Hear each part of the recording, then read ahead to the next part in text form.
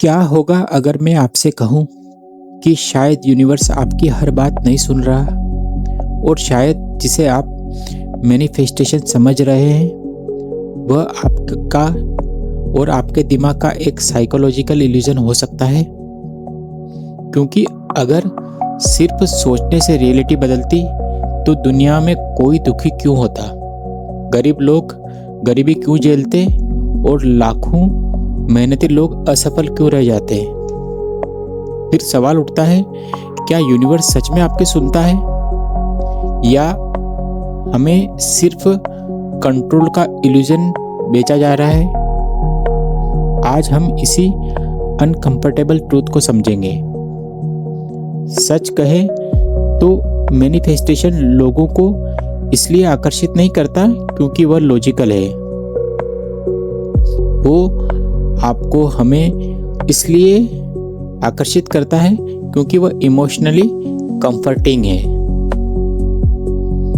कल्पना कीजिए, एक स्टूडेंट लगातार फेलियर से जूझ रहा है और एक दूसरा व्यक्ति नौकरी खो चुका है और कोई एक रिलेशनशिप टूटने के बाद अकेला महसूस कर रहा है।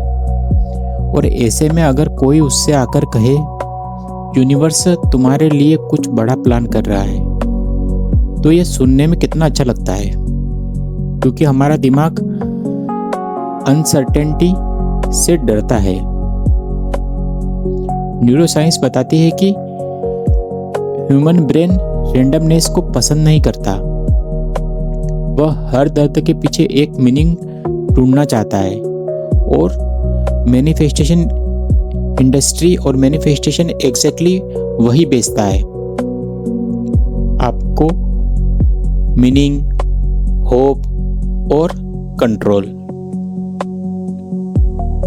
यहाँ एक बहुत ही दिलचस्प बात आती है और साइकोलॉजी में एक बहुत प्यारा कॉन्सेप्ट है, इल्यूजन ऑफ कंट्रोल।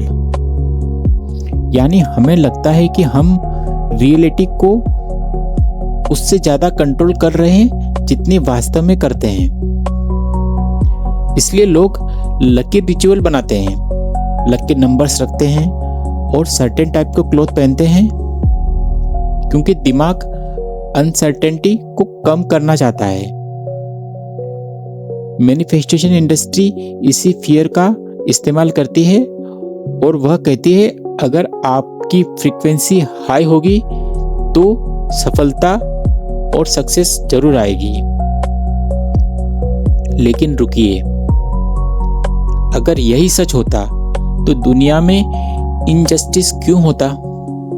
क्या एक गरीब बच्चा गरीबी मैनिफेस्ट करता है? क्या ट्रॉमा झेलने वाला व्यक्ति मैनिफेस्ट करता है? नहीं, रियलिटी सिर्फ थॉट से नहीं बनती। रियलिटी में society, economy, privilege, opportunity, health और काउंटलेस एक्सटर्नल फैक्टर्स भी शामिल है। और यही मैनिफेस्टेशन डेंजरस बन जाता है, क्योंकि धीरे धीरे यह आपको रियलिटी से दूर ले जाता है। और सक्सेस मिली तो कहा जाएगा देखो यूनिवर्स ने सुन लिया, और अगर फेलियर मिला तो कहा जाएगा तुमने सही से मैनिफेस्ट नहीं किया। यानी ब्लेम हमेशा आपके ऊपर।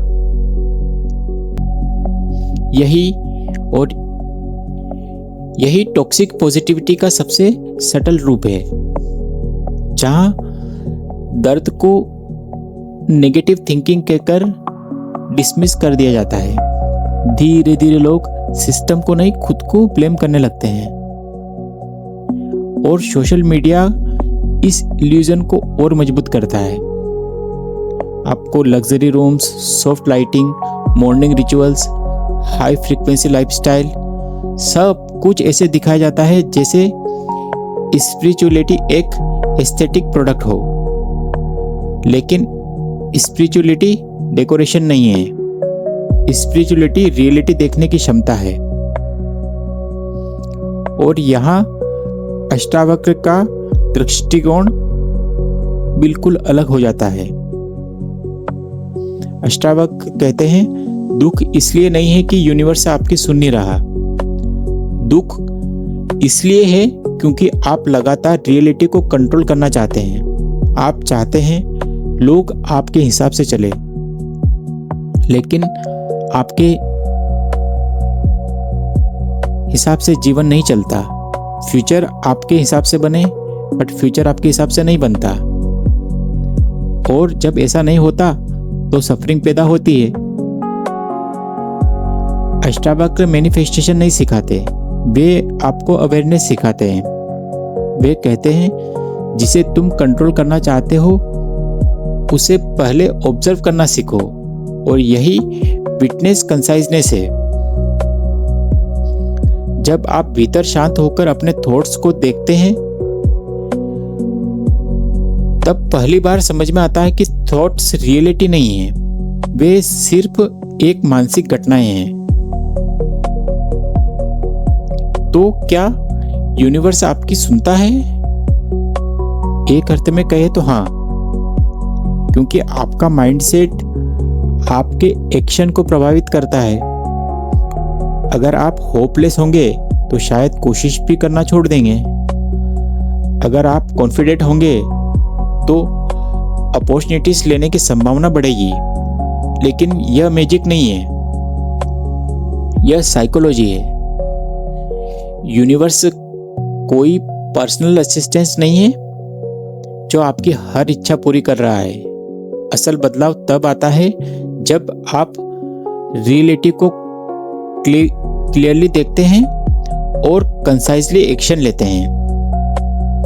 जब आप रियलिटी को क्लियरली देखते हैं और कंसाइजली एक्शन लेते हैं। सबसे बड़ा भ्रम यह नहीं कि यूनिवर्स सुनता है, सबसे बड़ा भ्रम यह है कि हैप्पीनेस फ्यूचर में किसी परफेक्ट मैनिफेस्टेशन के बाद मिलेगी। अष्टावक्र कहते हैं जिस शांति को तुम फ्यूचर में खोज रहे हो वह अवेयरनेस के रूप में अभी भी तुम्हारे भीतर मौजूद है। लेकिन मन लगातार कहता है बस यह मिल जाए फिर मैं खुश हो जाऊंगा, और यही एंडलेस चेजिंग आपकी अपनी सफरिंग बन जाती है। तो अगली बार जब कोई कहे बस सोचो और यूनिवर्स दे देगा, तो थोड़ा रुककर पूछिए क्या मैं रियलिटी को समझ रहा हूं या सिर्फ कंफर्ट खरीद रहा हूं। सपने देखना गलत नहीं है, लेकिन रियलिटी से भागकर स्पिरिचुअलिटी बनाना खतरनाक हो सकता है। अगर आप एंशिएंट विजडम और मॉडर्न साइकोलॉजी के माध्यम से जीवन के गहरे प्रश्नों को समझना चाहते हैं तो इनर दर्शन को सब्सक्राइब जरूर करें, क्योंकि यहाँ हम स्पिरिचुअलिटी को ब्लाइंड बिलीफ से नहीं, क्लियर अवेयरनेस के साथ समझते हैं। जागते रहिए।